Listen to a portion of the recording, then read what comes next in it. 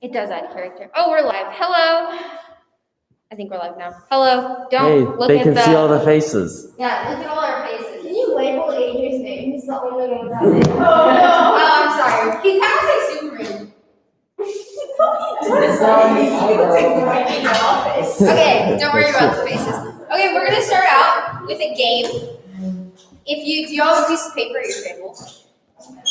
Did y'all not get a piece of paper at your table? I am so sorry. Y'all have pins at your table. Okay, it's kind of like categories.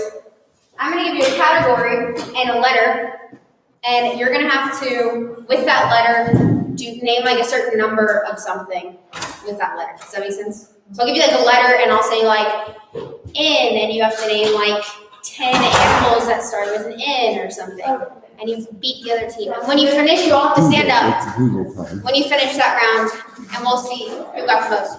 Okay, ready? First one, M, like monkey, and you have to write 12 names that start with an M. Matt. Ready? Go. Mathis. Only one writer. Morgan. I'm gonna start out with an easy one. Mullen. Oh yeah, I didn't say if they were first or last names, I guess either. How many do you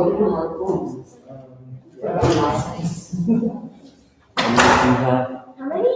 12. Michael. You can spell Michael two different ways. No, it can't be the same name. 12. Michael's is a first name and last name. Michael's is the Michael second. and Michael. Miguel. Oh, they got it. Read them. Okay, we have Matt, Mason, Mace, Margaret, Matthew, Maddie, Mullen, Madison, Max, Mason, Mark, Margaret. I'm just counting. Yep. There you go. 1 point. Okay. Oh, this is a point. Next one. Are you ready? How's this one? Okay, don't start yet, but 10 countries that start with, and I know this is possible because I Googled it, with an S. Ready, set, go. Somalia. Don't be too loud, AJ. South Africa. S. South Sudan. Sudan.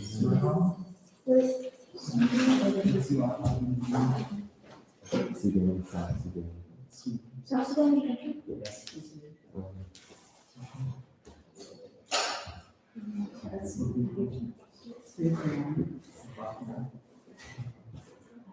How many is 10. 10 S countries.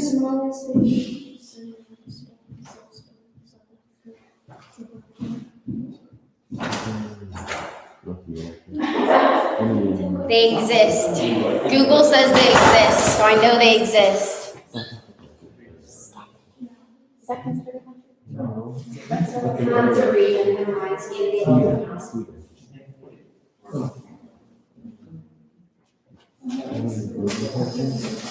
Any sands?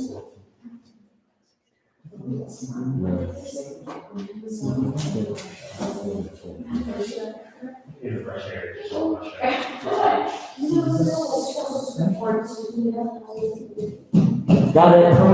Okay, 10. Okay, read them. Switzerland, Somalia, Spain, Suriname, Sudan, South Sudan, South Africa, Slovakia, Sweden, and Slovenia. What was the third one? Sudan, South Sudan, Spain. Wait, no, I missed one. There was one I did not know. No, what's that? Suriname. Suriname. Suriname. I believe in you. I believe you. Okay, I know it's a little. 1 to 1. Okay, 6 animals that start with, I actually tried to do this and it was hard for me, but again, they exist. An R. Ready? Go. Rat.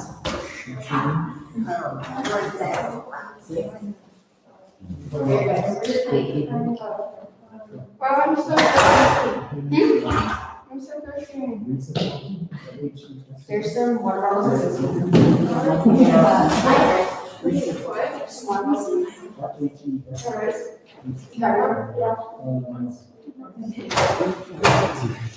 Six.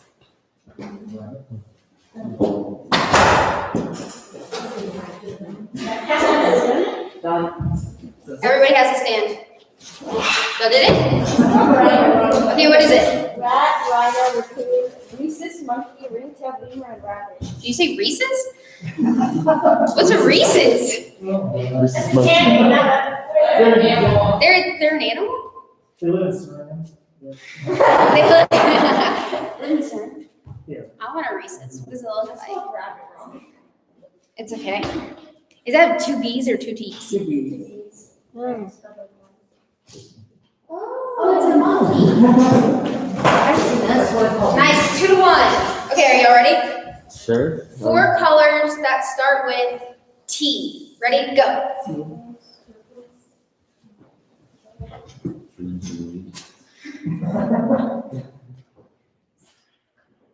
This what, Kimmy? It's time, color. No. Time? Spice. Yeah, the spice. Good try though. Snacks and candy, but no water bottle. Oh, I don't know them. I There's meant 10th grade. snacks I'm and so sorry. I get the grades mixed up. Don't. Time is definitely A.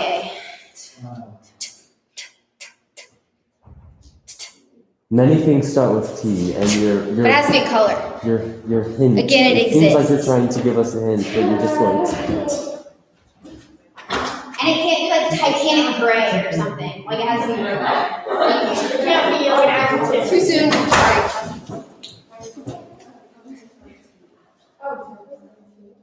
How many do we do? 4. I don't. It's harder than it sounds. It's hard to do. What is?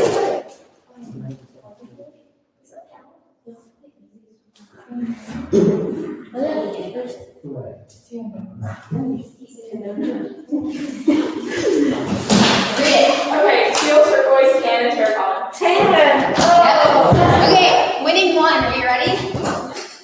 5 activities. Activities. So I think this actually can go by pretty fast.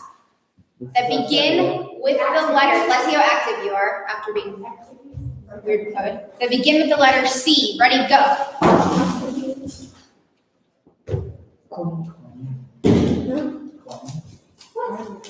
Let's see what you consider an activity. 5.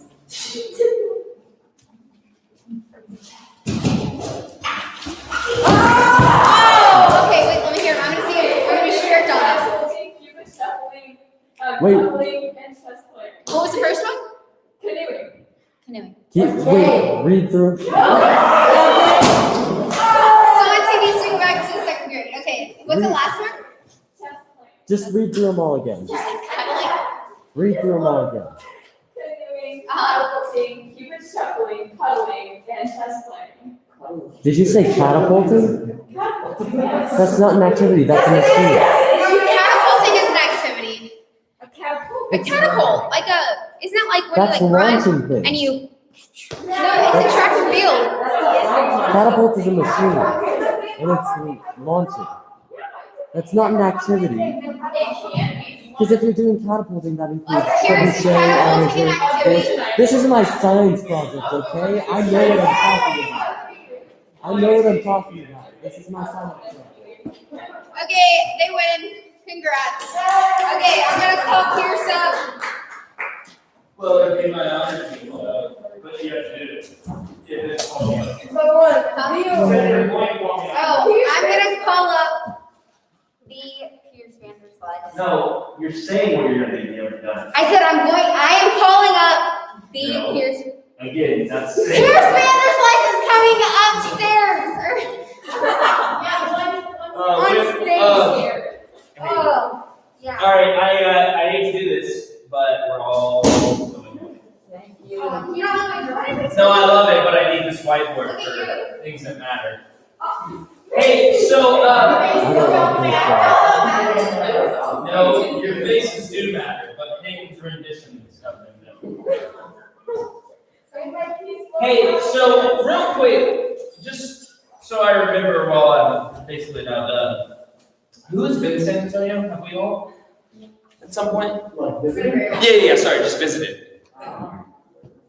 Yeah, cool. I think, I think that's, I haven't actually. that is exciting to me, and this is not from the reading, but I think that's really exciting because what I think that it enables us to do is for it to not have, like, when you go to Honduras or England, or even if some of you have never been to San Antonio, even though all things considered, San Antonio and Dallas aren't that different. I mean, how different can two large cities 300 miles away from each other be? Like that, 400? But I do think that's kind of good because hopefully that first day, it's not as much of sort of an adjustment, a cultural adjustment, since we've all spent time there. However, it, you know, it'd also be hard to not be comfortable, if you will. But all right, so did you guys like the video this week? Yeah, are y'all enjoying this? I love this. This has been maybe my favorite training material that we've done. But so I want to start off because I thought this chart was absolutely brilliant. But if you remember, they kind of drew it out in the video, and it's also on page 41 of your book. But we've got, for our context, the people in San Antonio, which will all be represented by this guy. They're impoverished. And then does anyone remember what this line means? Relief. Somebody read the definition in the book about relief. It's on page 41.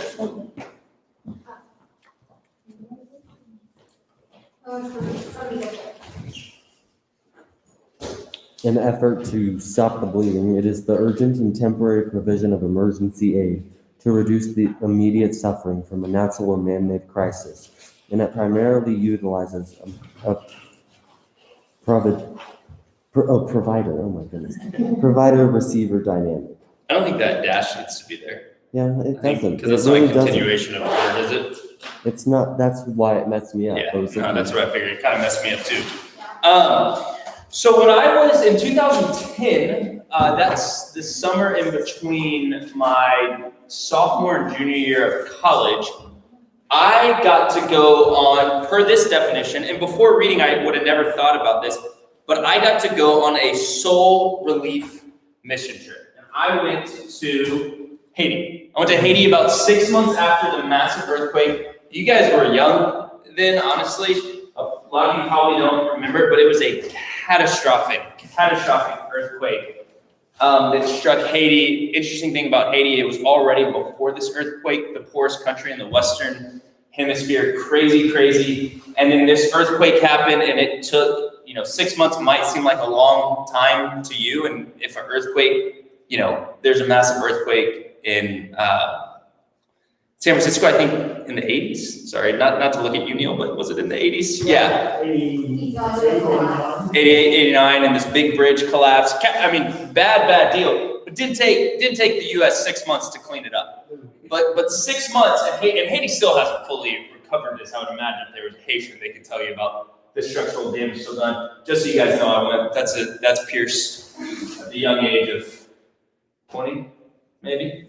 But I got to go on a soul relief trip.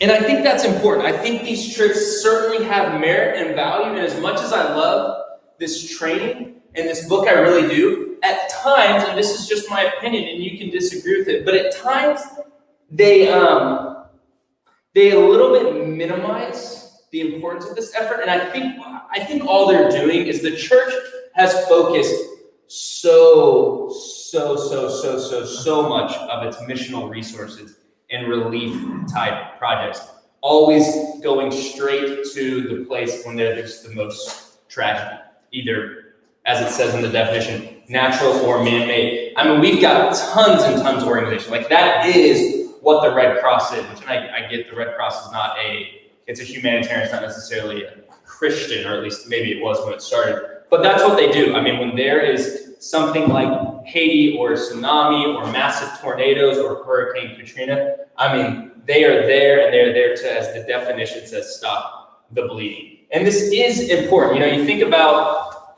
I had it on my phone. Oh no. Well, I was going to read Luke 3:11. Christ often will talk about, in layman's terms, he'll talk about meeting immediate relief needs, giving people food. He talks about if you have 2 tunics You know what a tunic is, right? You should give one to someone else. Do what? Will you just read it real quick? 3:11. Yes, ma'am. If John replies, give 2 shirts, give 1 to the poor. If you have food, share it with those who are hungry. Yeah, and that is in itself relief type missions, which is important and has a place. However, what this book is trying to get us to understand is that that is just a part of what our missional strategy should be. And if we make this all we do, which a lot of churches tend to, and we maybe at times have, then we have an incomplete view of what missions should be. And so the little fancy chart continues with, anyone remember what this is? We'll read it off. I just write rehab. It's not like John Mulaney rehab, or I don't know. That's the most recent famous person I can think that went to rehab. But this is rehabilitation, right? And what is an example, if anyone can give one, of a rehabilitation type missional effort? I know that's a big question. Or if you've seen little pieces of this.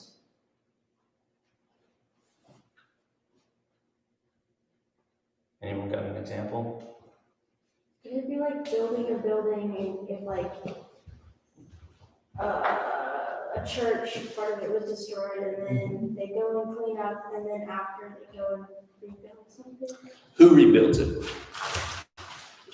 Because I think that, in my opinion, will answer. Missionaries go and help. Foreign missionaries, or excuse me, missionaries who travel there. Okay. I'm not trying to trap you at all. It sounds like I'm trying to trap you. But in my opinion, Ellie, that could be, but it would be a matter of who's doing it. Now, if, let's just say it was us, that was the nature of us going to San Antonio. If we were doing it alongside San Antonians, right? To me, in Ellie, let's say you're an expert carpenter. You might be, who knows? And you're teaching someone the skill and the trade of carpentry while you're rebuilding church. Heck yeah, I think that's absolutely rehabilitation. If not, even, I gotta make sure I draw this right. Development. And so development, right here to double down on your example, development would be, okay, so Ellie has been in San Antonio. She's this awesome carpenter. She has been training Macy the whole time. Hey, this is how I tell I'm a great carpenter. This is how you hammer the 2x4 into the wall. And she's teaching and training Macy. And then development would be what? Macy making her own. Yeah. Now Macy, the San Antonio, sees the same thing happen in Houston. And so she goes and gets this group of 4. And she's like, all right, we're going to Houston because we're going to help Houstonians now rebuild this church. And what's so cool about this? What is this essentially? Something we talk about all the time. Yes. Was that Claire or Alyssa? Absolutely. This is discipleship, right? That's all it is. And I kind of almost wish, and maybe I just missed it, I wish they would weave that in. Like, this is really not just a pattern of missions. This is a pattern of the Christian life and a pattern of discipleship. It's salvation, right? Like, we help with that. And a lot of times that comes in a time of crisis. Like, that's how a lot of people come to faith. And then it's helping and discipling them and walking alongside them. And then it's sending them out to do the same thing. I love how quickly you said discipleship. That makes my heart so proud. Hey, so real quick, and then I'll be done. Let's talk about paternalism. Somebody read the definition of paternalism on page 43. It's in that light gray box. Habitually doing things for people that they can do for themselves. Very nice, very nice. So if you look on page 44, there are 5 definitions of paternalism. The first one is resource paternalism. That's a lot of times it's when you go to somewhere like Haiti, and all you do is you go and you bring rice, and you bring beans, and you bring water, and you bring tools and all these things. Tents, that was a big thing when I was in Haiti. Tons and tons of groups had brought in tents because you saw that picture of their houses if they had a house in Haiti. And so they would live in tents. we saw, it was crazy. In Haiti, still 6 months after, there were so many mission organizations, and the amount of stuff that was being brought over was crazy. And again, in a time of relief, that's not all bad. And then there's spiritual paternalism, and that's taking spiritual leadership away from the materially poor. So that would be, we go and we share, and I'm not saying we would do this, but we invite everyone we see in San Antonio to the soccer field that we're doing Camp for Champions, and we have 100 kids out there, and Alyssa gets up there, and she shares the gospel, and it's unbelievable, and then we all go away, and we never tell them about a church that they could connect with. We never share with them ways to get discipled, but we met an important spiritual need, but we never did anything to help them sort of feed themselves, right? Or connect to a church that could help feed them. Knowledge paternalism, this is a hard one, and this is one that I think we all fight, but it's assuming that just because we're the ones serving them, we know more than them. Labor paternalism, again, to go back to Ellie's example, that would be if we just went and rebuilt the church by ourselves and didn't ask anyone to help us. And then finally, managerial paternalism, taking ownership of change away from the poor, insisting that they follow our better, more efficient ways of doing things. So obviously, you could go to a place like Honduras, and we could train them on how to go to Kroger and get groceries. But what's the problem with that? For those of you that have been to Honduras, they don't have Kroger. And so, we could show them how to order their groceries and how to do all this. But again, they don't have that resource. And so does that make sense, this idea of paternalism? Again, that definition is essentially doing things for people that they don't really need us to do, but somehow makes us feel better. And all that does is kind of go back to that more confusing chart that we talked about last week. Y'all remember that? If not, you can flip back to, it's there on page 27, but then in the video, I like the one that I drew last week. Yeah, but that's that idea. It's kind of that I think it was the self-poverty. It's we do things for people to make us feel better, which then is an inflation of our egos, which is not what Christ has called us to. But while we're inflating our egos, what are we doing to the people we're ministering to? Not helping. Because we're making them feel what? Useless. Yeah, inferior, useless, like they're just not as capable as us. And so, anyways, that's all I got for this. Does anyone have any questions or thoughts for the whole group? Maybe if something like really, really cool stuck out to you that you want to share with people other than your small group? What would Sir Dallas be then? Like on here? Yeah, See, the thing is, I think there are some mission trips that it's just this, like again, my Haiti trip. And I think there's some that would just be this and some that would just be development. There is a group, Gary's been, I don't know why I pointed you off for Miguel. You have no idea who Miguel is, but he was Marco before there was Marco. They went to a trip to Africa, and what they did there is they basically, along with DTS professors, and they trained pastors on how to preach. So that's a development trip. And to be totally honest, I think the lines are kind of blurred right here. And so all that to say, listen, I would like to think Sir Dallas is kind of all three of these. I think there is a little bit of relief. We give out snacks to kids who haven't had a lot to eat all day.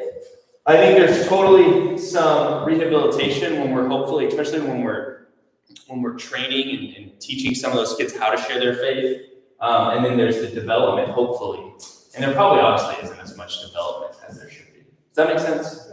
I was thinking, not that it's Sir Dallas and hanging out, but I think it's more like, you know what I'm trying to say? Yeah. So that's like I wonder, Well, and Alyssa, I think you asked a good challenging question about Sir Dallas. I don't know that it achieves one of these super, super well. What Sir Dallas does though, and what I love about it, is that Serve Dallas orients all of us, and you guys don't even really need this because you've done Serve Dallas before, but it orients us to this idea that we don't have to travel to be on mission. And we talk about this all the time as a staff. Like, one of our favorite things about Serve Dallas is that you get in those vans, just like we will in San Antonio, just like we do in Honduras, but instead of traveling on a bunch of roads you don't know, you look outside and you're like, oh, that's Coit. Oh, that's the Whataburger that I eat at. Oh, that's the school I go to. And so it's this idea of helping us understand that we can be on mission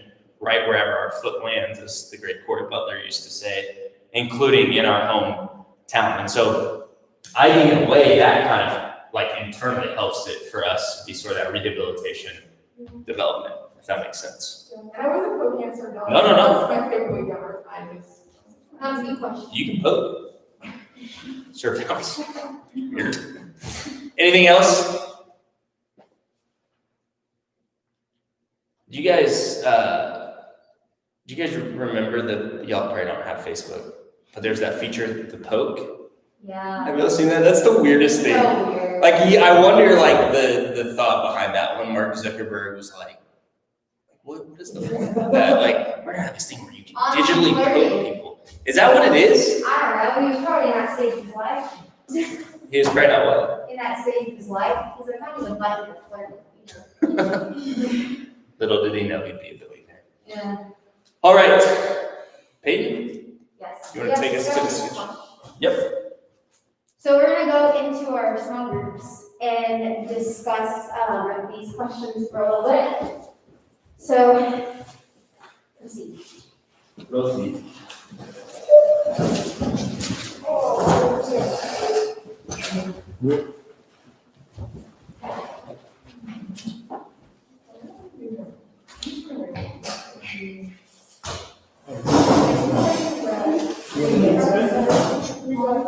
Lead our discussion. Oh, okay, did anybody read above your knowledge?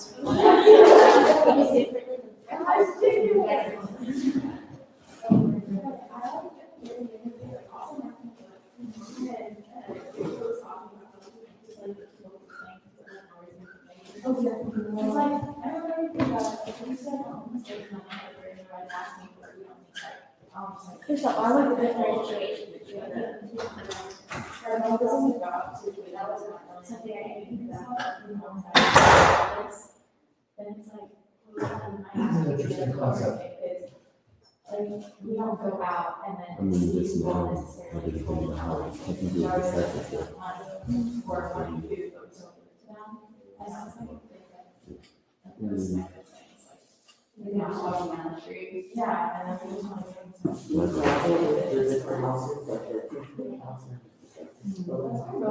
Yeah, and then we just want to. I believe you're hearing. But Yeah, the whole idea of it is like, them ranking myself, like, they work hard just to go. involving the local folks that you're serving and determining how something gets done. Like, he kept saying this kind of a strange example, even obviously not waste or two clicks on something that's on a stand, that's in the week. But, yeah, I mean, it really brings something to the table. Not coming in, taking over a project and doing it. You better follow, right? They do that on a larger scale, because we don't have stuff all the time. And then like, we just take away.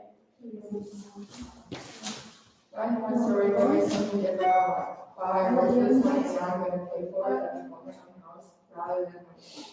Oh, yeah. It's part of the word, it's like closing out and then maybe like video part, I liked about it, so. It's kind of about how. How we're ultimately God doing the work through us. And yeah, there's something about like he asked, maybe you feel like if he was being wanted there, that's like invite yourself, I'm here to right, give an example of the different types of assistance and help out people in poverty. We have a lot of stuff too, but even if you have, and you can just look around like. Or relief could be something like rebuilding homes, just remaking stuff.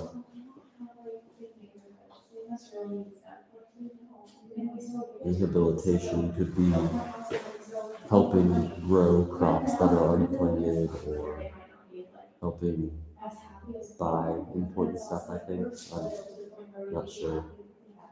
And then development could just be helping teach people different things.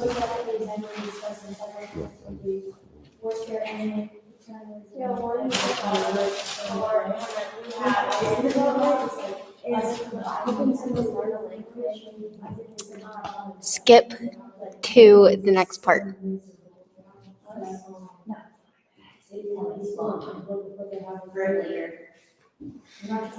Keep going. That's for if you're watching later, skip to the next part. If you're live, then just chill.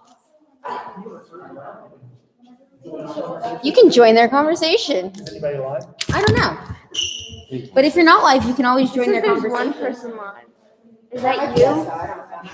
Oh, okay. Well, anyway, about language-wise, I know we knew a couple Syrian people, and they were refugees had just come to the U.S., and so we kind of helped them figure out what this was in English. And then there was a couple connections between Arabic and Spanish, but that was cool, but off topic. So just helping them figure out things, language, school for the kids. I think that's a good rehab. And then later in the future, then they're able to help other people that were in the same position.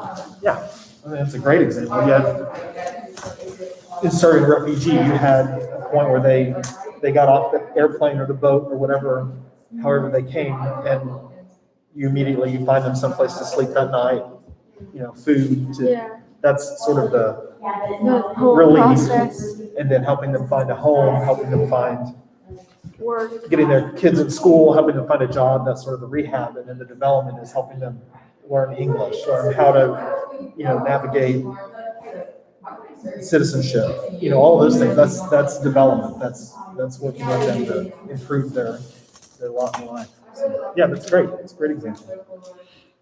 All right. What does it mean in the video and book when it says good intentions aren't enough when assisting people in poverty?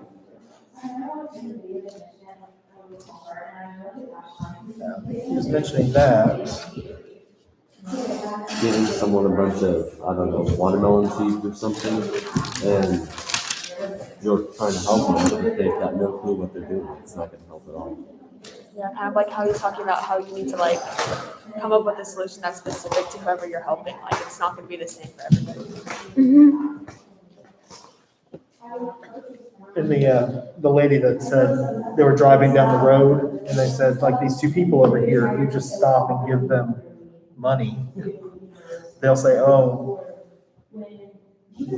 these Americans see how poor we are and they give us this stuff. And it was given with a good intention, but it actually had the opposite effect because it lowered their self-esteem and their self-image when you just give without, good intention, but not thoughtfully about, what you're doing. I think on the other end of the spectrum, it's kind of like, okay, if we do this because we're like this and we get this stuff, well then if we just stay this way, then we're still going to get the gift basket or stuff like that. They feel like they don't need to move on from where they're at. Anything else? Okay. Heading into our San Antonio trip, when we plan to do physical labor, how does this unit change the way that you look at or plan on serving? Are you done? What was that question? What did you ask? Oh, I asked if they're done because it was really quick. Oh. Like you don't focus on what you're thinking they want. You focus on what you ask them what they want, and you follow what they say. More teaching as well. Yeah, like working alongside them instead of for them. Yeah, I think it's a great idea. If Because I can't think of a mission trip where we've been working with people. sometimes in Honduras, when we do the pila, sometimes the families will help, sometimes. Sometimes they're busy with other things, and so we just sort of have done it for them. When we do the stuff with the kids in the village, like we go to the church, go to the church there in the village, and we do we do our VBS thing where we have some sort of thing for the kids. A lot of times the parents will come and kind of help organize and help keep the kids focused. But yeah, I mean, it's not quite like what they're talking about in this video series. They're talking about actually training. It would be like us going and training the parents in the village to do these own sorts of events for their kids or for the kids in the next village. So we're not quite there yet with Honduras. Yeah, definitely. Okay, from the list at the end of the unit titled Doing Short-Term Missions with Long-Term Impact, what stood out to you?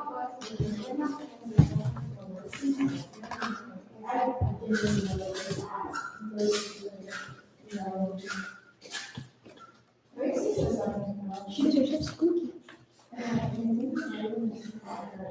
For me, before I even read the rest of the list, we talked about this when we were going to South Dakota, and for me, it was the building. I don't know if it was, but just building a connection with the people instead of being, I would say, because I have no other word to, like, instead of shoving the gospel at them, rather building a connection, and maybe somebody else in the future comes and they decide they want to do that. It kind of builds that curiousness of who are these people? Why are they doing this?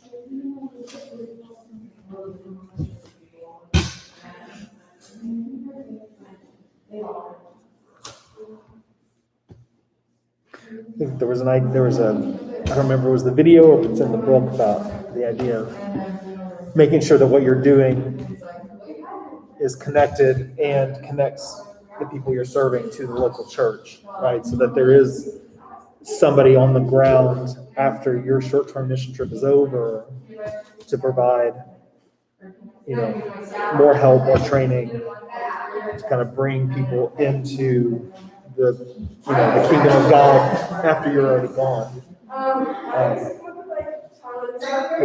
think that's an important point for a short-term mission trip, is to make sure you're connected with the local church when you're doing whatever you're doing. Yeah.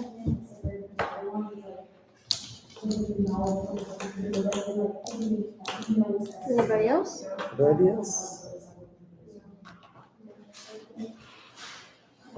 All right. Might be done. There's somebody else on. I think it's my brother.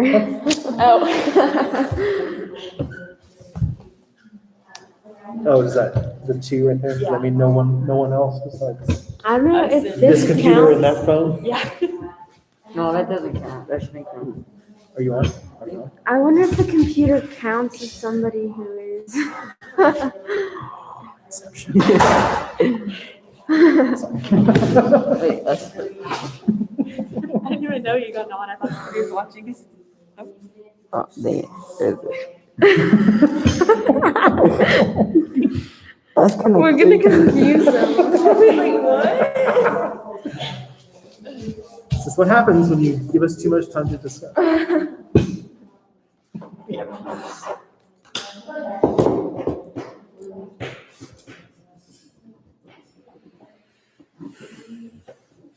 Who's missing today? Our group is. I think it's a couple girls from first grade. Are they still playing? I don't know. Because I don't think they're I haven't on. seen them in a while. There's two. Yeah, there's like Like two more? girls that didn't come. They haven't come. Yeah. I don't know if they're online. Aren't they all?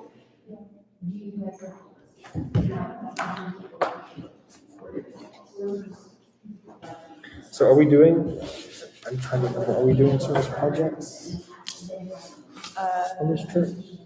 We're doing I don't know. I physical think they've labor. only- We're doing Camp of Champions. I know we're doing that. Are we doing, I'm guessing, I mean, they said physical labor, so I don't know. yeah, physical labor? I know we have to do something like in the morning and then we go. I know when we were gonna go last year or last summer, we were gonna help out with the church because they had just started. They had just built the church. I don't know if they're still gonna do that.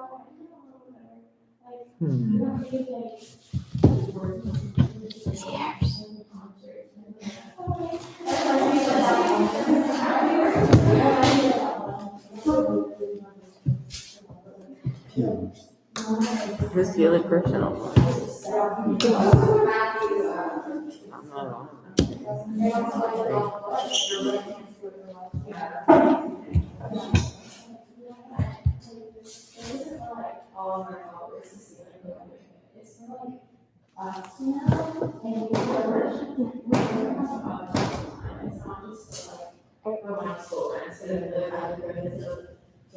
You know, just three numbers.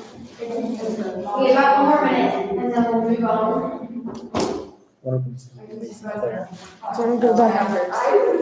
Yeah, we turn our friends back. This is Ellie. Please like and subscribe to Ellie's channel. Yeah, please. I really need them. Oh, somebody liked our thing? It was Santi, did you jump on? Are you on right now? No, but we messed them up a little. Cause you put a screen like this. Somebody's come on though. Did you come on to our channel? Okay, let's jump back together. I want Alyssa to share because I thought Alyssa for number 3 made a good metaphor and I don't want to steal it. But I want her to share it because I thought it was really good. For what does it mean in the video and book when it says good intentions aren't enough when assisting people in poverty? Alyssa, will you share what you said? Yes. So I talked about, do I show them? Okay, so I'm gonna show my. Will you come up here so the people on the screen can hear? You can take off your mask. So Sorry, I want the screen people to hear because I just realized they probably can't. Yeah, Do I have to look at it? no. Okay, so good intentions. I talked about good intentions aren't enough. It's whenever like you're just thinking about yourself. And so I compared it to like when you bake someone cookies and you give them peanut butter cookies and they eat the cookie and they're allergic to peanut butter, so you just gave them a peanut or allergic reaction. So like your intentions were good and pure, like, oh, I'm so sweet baking them cookies, but like you didn't even have like the audacity to ask, well, what kind of cookies do you like? Are you allergic? So you just gave them an allergic reaction. So it's like our intentions were good, our intentions were pure, like we wanted to do a favor, but we just hurt them in the end. And so that's what I kind of thought of about the good intentions aren't enough, like, and just all the paternalism stuff. Like, if we don't think about our heart or what we're doing or ask them what they need, then we're just gonna hurt them. So, yeah. Good Yeah, I metaphor. really like that. Good Now I'm job, hungry. Alyssa. Does anybody from this table want to share anything in y'all's convo? Anybody? I can always pick. Ellie made eye contact. What out of y'all's conversation did you get? Okay, first off, how rude. Nothing means like one thing. Okay, well, we said a couple things. For our examples, we thought of helping refugees. Mhm. You know, the immediate relief when they come to the country of helping them, giving them a place to stay. We have helping them graduate to city school, and then like helping them with citizenship and all that. And then we also talked about how like doing short-term, the last one, doing short-term missions with long-term impact. It was something that we talked about during the last year mission. It was like one more that we're there to make a connection rather than and like implant curiosity into their hearts instead of being there to just shove the gospel and run away. Yeah, I like that. Nice, thank you for sharing. Ellie? Cool, so, Emma, will you come pass these out for me? Are those flyers? Everybody, when they're not flyers, actually. So this is, try not to lose this. You'll want to mark this up as we go through it. This is the curriculum, actually, that we're going to be going through for Camp of Champions. So Camp of Champions is our sports camp that we're going to be running. And in the middle of our sports I am not camp, good we at have, sports. thank you, Emma. what is called halftime. Halftime is where you get like your group of kids, and you'll sit in a small group, and you'll get to run through little sections like Bible stories, but we're going through this right here. And we have little bracelets. I should have brought one up with me. But we have little bracelets that tell us, and basically it is the gospel story. And so each day we'll go through one of these, but it's going to be 3 days of camp. And so we're going through the last two on the last day. And I actually really like this because it talks about Jesus and their response to the gospel on the same day. So the first one, the heart, as you can see on day one, is God loves me. The second one, the X, is I have sinned. The third one, the third day, is the cross, which is Jesus died for me, and it is the question mark, which is what is my response. So the kids will each get a bracelet. We'll each have a bracelet, so they can go home with it, with the gospel just on their wrist. But during your halftime, which is only like 15 to 20 minutes, you'll get to sit with these kids, but we want you to know this curriculum now. So we're going to go through it together, and mostly we're going to go through it in pairs or in threes at your table. I'm not just going to lead it from the front because I think you'll get more out of it if we sit and actually mark it up. But this is not the only time I want you guys to go through it. If you're going to actually teach this well, you need to know it. And so in order for you to know it, you need to go through it more than just here. So you guys need to go through this at home. And so there's scriptures up at the top. So today we're going to go through day 1 and day 2. And then we'll go through day 3, either next session or the meeting after that. But there's scriptures, there's key points that are important that you cover. You don't have to do this word for word. You can change it into your own words, but these are just key points that you cover. There's a personal story aspect. Now this part is important because they can see that you have been affected by the gospel, and you've all throughout this training are going to be sharing your yous. Now you're not going to be sitting here sharing your entire you.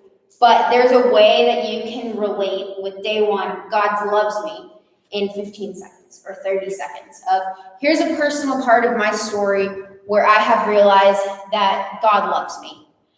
So this is a personal part of your story. And then you're going to lead them in discussion questions to finish off. And then you'll end every day with prayer. But like I said, we want you guys to know this. The scriptures, you don't have to read the entire scripture. Some of them are long. Like on day 2, it's Genesis 3. You're not going to read all of Genesis 3 to some of these kids. Like they'll be like this. They'll run off. They'll play with grass. You don't want to do that. But because, like I said, you want to know these, you might look through Genesis 3 and be like, ooh, I really like this part of Genesis 3. These 3 verses I think are really good and are going to help me talk about how all have sinned and how sin separates us from God, because that's the fall. And so these are just some scriptures that I found helpful to kind of point you guys in the right direction. So we're just going to spend some time right now in groups and pairs, however you want to do it. And I'm going to walk around. Pierce is going to be around. And we're going to go through day 1 and day 2.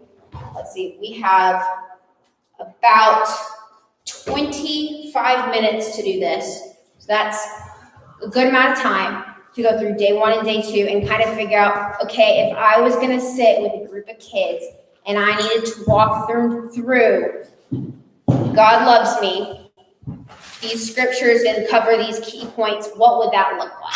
Okay, and if you have questions, it's what we're here for. And so day 1 and day 2, cool? Cool. Let's do that. She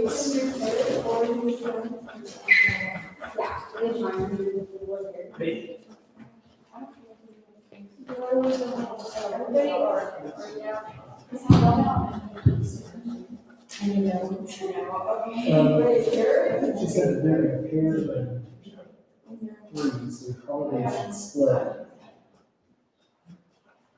Two groups, ladies and gentlemen.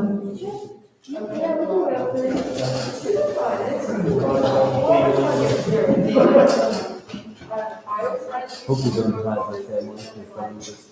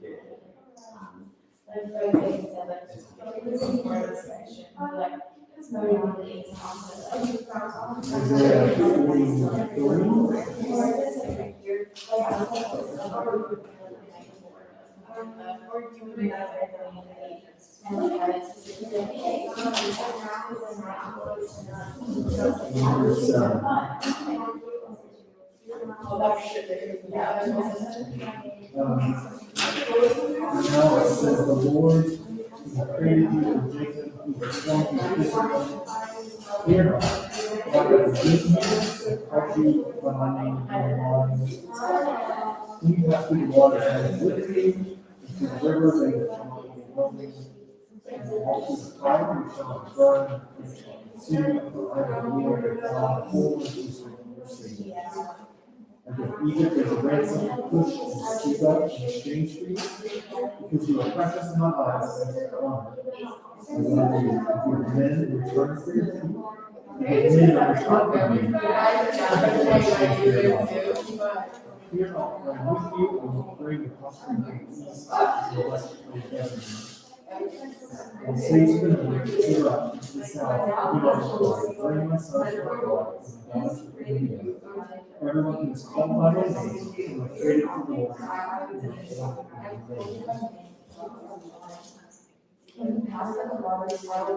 And the creation story. Specifically, she mentions Genesis 1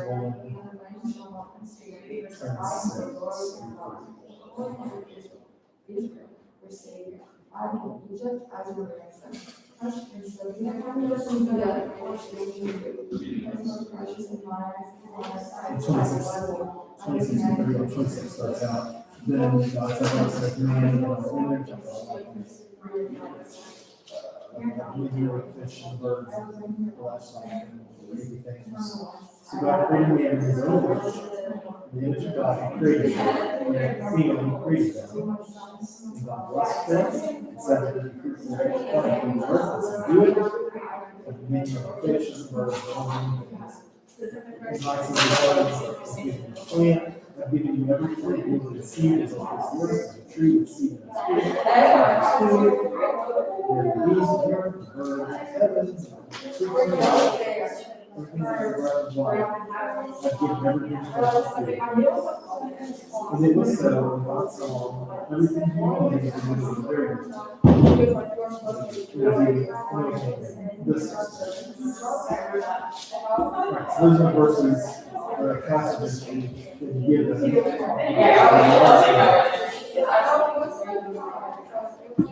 He wants me that we were made in God's image and are set apart from the rest of creation. Right? Yes. He completely knows us and continues to love us. It was in like August or September. I remember. I remember saying. Okay, but that's it. Gives us a purpose and identity when we are called His in Christ. And the promise that He is with us.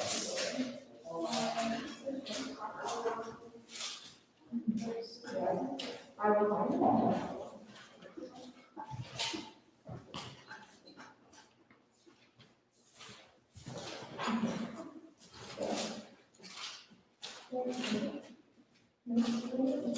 Okay, so where in the song is it you are clothed with glory and honor and dignity? Yeah, it's in a song somewhere. All right.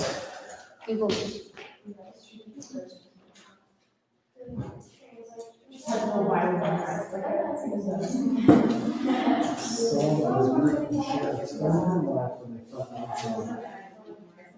the first time we went to that was in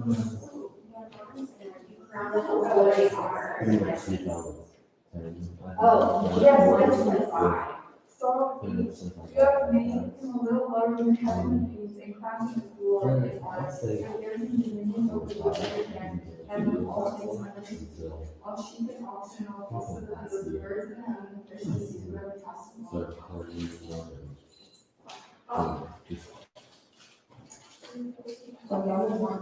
We were discussing it after last year. Yeah, it's alpha. Yes, I thought, Alpha? no, the alpha. Alpha. Oh, the alpha retreat, okay. I was in it, it's good.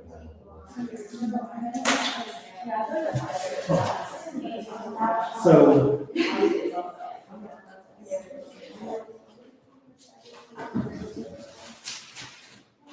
So what was it you think that made the difference? I think it was also one of the people I really did.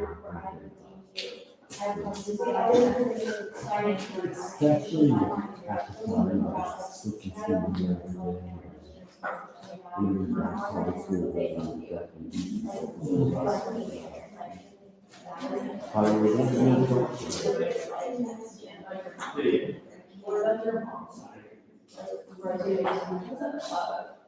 So you opened up like talking to folks at the retreat about what you're going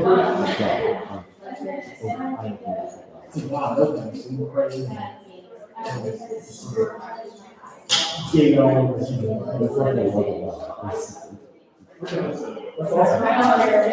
This is sort of thing I feel like some of the kids that we'll be talking to will relate to, right? They felt like they didn't go out in school or they were unplugged, didn't have, anybody that had their back in school, or, stuff like they didn't belong.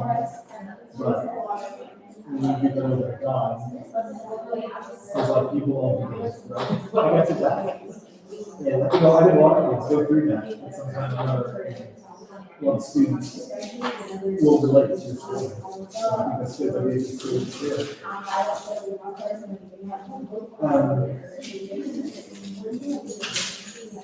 So I think these passages are both very wordy and very long. I think there's some really good things in there, and there's a lot of stuff that, especially as I read that will confuse people. We're talking about and see that. And words from different languages.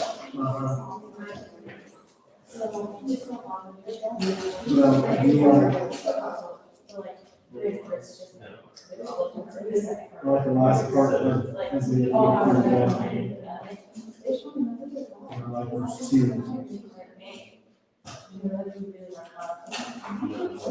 Verse 4. The first phrase.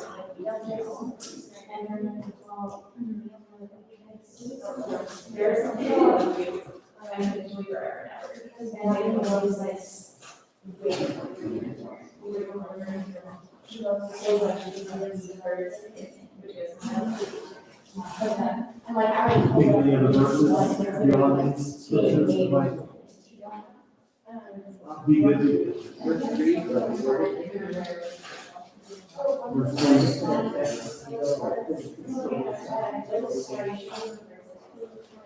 Yeah.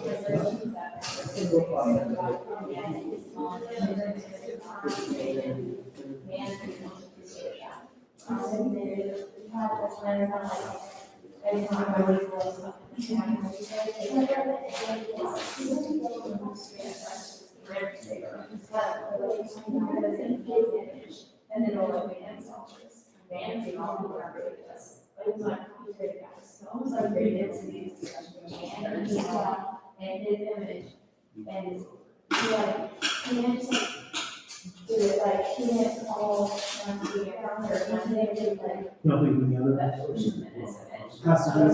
somewhere else in scripture that might be a good, Right, no, it's not from us. introduction to life, knowing that we're going to get into, we're going to get into crucifixion and resurrection later, right? So it's all this is, but we don't spoil the story. I don't know a lot of verses about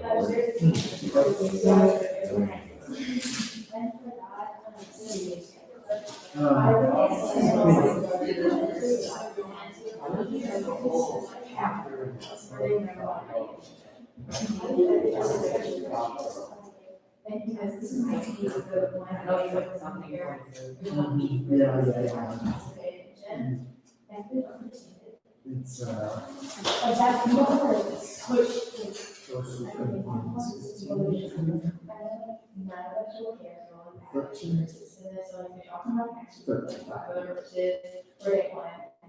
yeah, I know Corinthians is good verses. I don't know any verses from trying to find a good book. Do you think that, so say for example, we take parts where we would have to reword some of this and make it not so confusing for folks who may not know. So, and these suspicion questions, I'm assuming, are for groups that we're talking to. We can say that. Now, And it's a human name for like God and to like long for love because we're going to have this in our lives and so you know like we're longing for something more. It's like you know it's like otherwise you know all this stuff goes through research around habits. And so like the whole day about love and so much and also like yeah, God created this one we need to be here to like make the things that manufacturing first, you know, like this is not like we say God loves and like we need to be showing God's love to them so they can see like, hey, this is just like a glimpse of God, this is just a little taste of like that. yeah, I think we do some research, trying to find the right passage as well.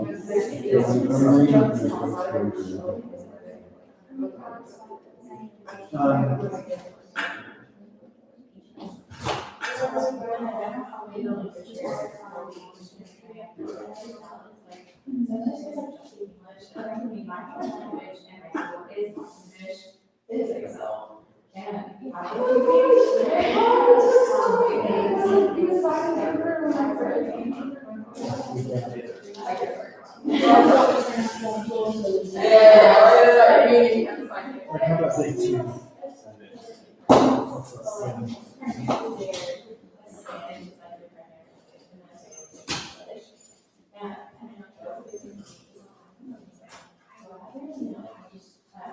Anything past like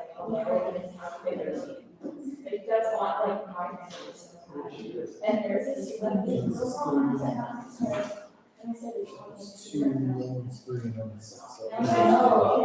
maybe 1 Corinthians 4 is a good one about love. It's, you know, chapter 13, this 1 Corinthians has a lot about love, but I don't know if it'll be good for the topic. Yeah. Yeah, that's all I'm going to go for us.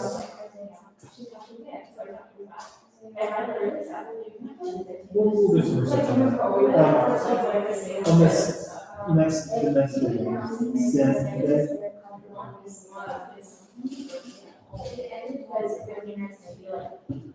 So Genesis 3 is assuming it's the story of this self-evident consultation of Eve.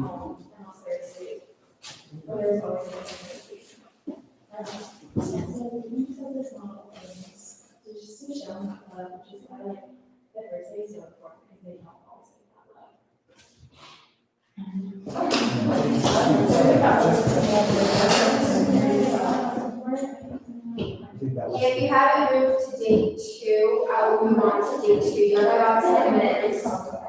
And then we're gonna move to day 4 minutes. It's 2 tips. You will go to a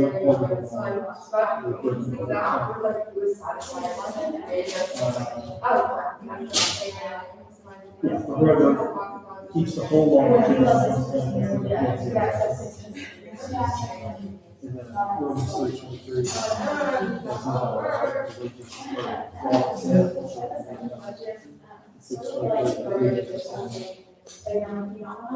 The wages of sin is death.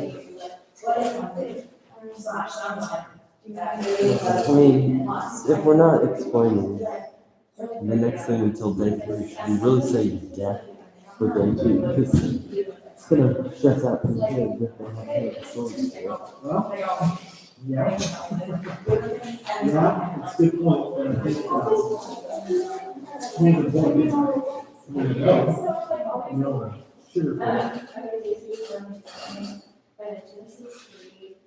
And the key point is talks about sin, marriage, relationship, brings the death of relationships, friends, family, relationships. Yeah, key point number 3, we really have to emphasize that.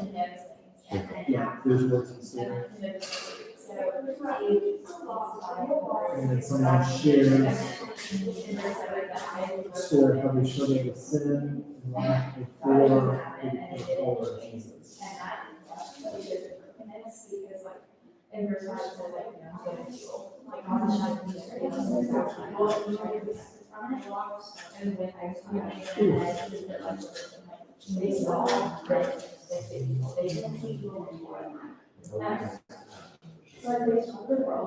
If somebody has a story, or they don't necessarily have to share it right now, but someone will need to share the story before.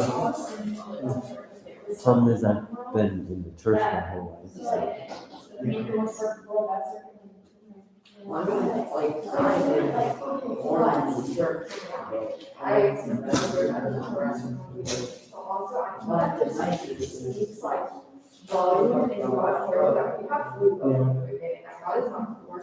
Yeah, I mean, that's the kind of story we're going to talk about.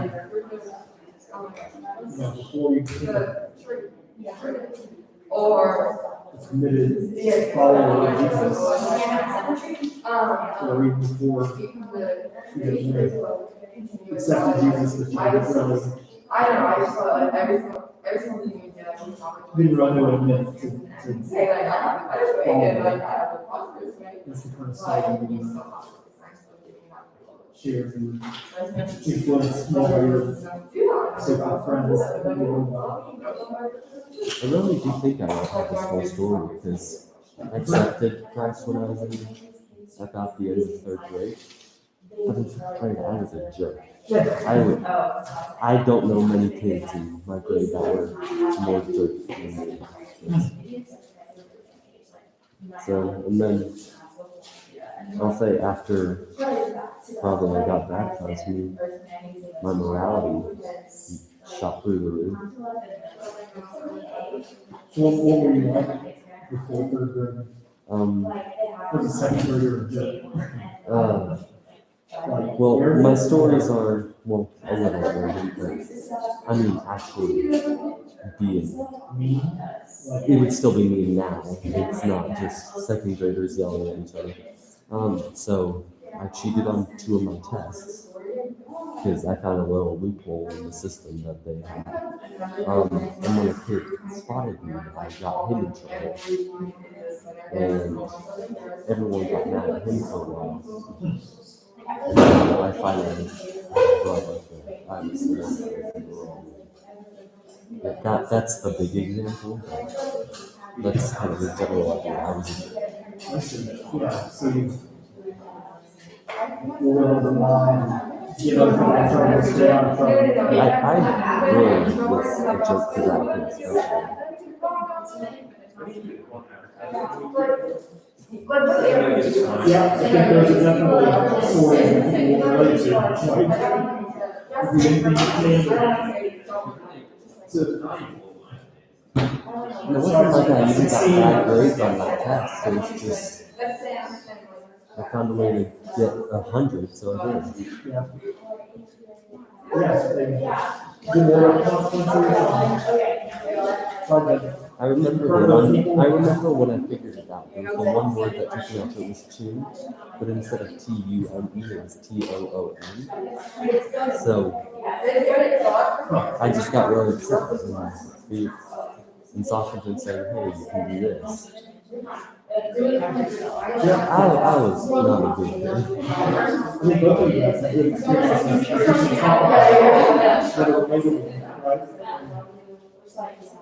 You know, none of us were ever, drug addicts. Y'all are great. But I think their scores are very relatable to students, so. If you guys are willing to share, it's really good. Yes, do you have any snacks? Disappointed in you, Pierce. You've always been disappointed in me. That's not true. I'm just very disappointed. You go to bed every night. Of all the student pastors, why they have 50% of the time. Okay. Can we just go back to the YouTube channel and listen to Buddy? Yeah. Oh, that's so good. Oh, what a day. We're not done with this.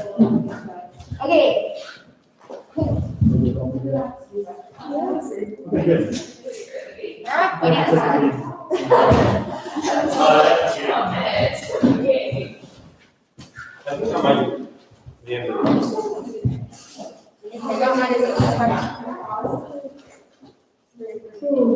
That's good. Cool. So, how do we feel? Good? Good? Okay, we will have more time to work on that, but like I said, work on it at home, go over it and stuff. Like, you'll be leading that. Pierce and I are not leading those. You guys will have your time and you will be leading those. So, yeah, spend some time going through those, knowing those, adding your personal story to those. But now we are going to finish with the last. I'm going to give you all about 5 minutes or so, like usual.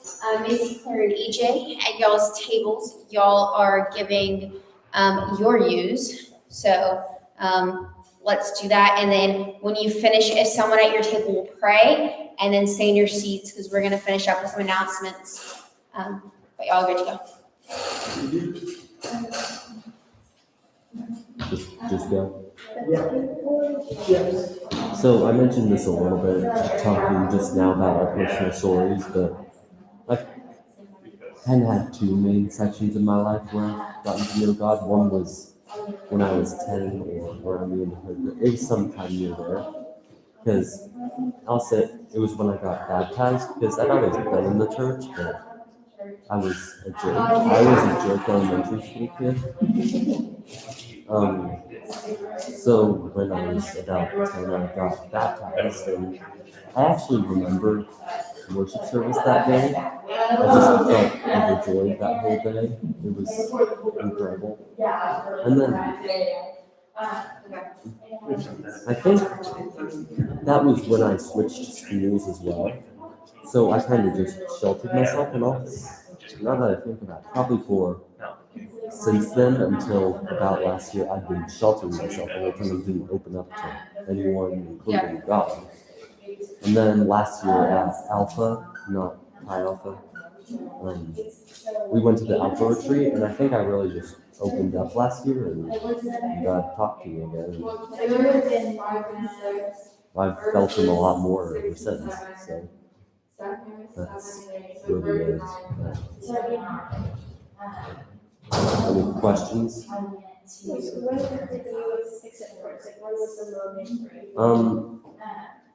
I think it was probably at the very end of 3rd grade, because I had already been a jerk.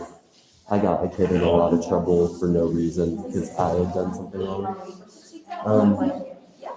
And after that, I started repenting and thought about Well, I've always loved God, but I've done something wrong here, so I repented and I decided to get baptized. I think it was one of the last times we did video recording baptisms. So it's been a while. Very good.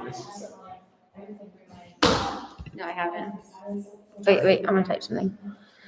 We're interrupting. Sorry. Keep going. Any other questions? Meeting in 2 weeks.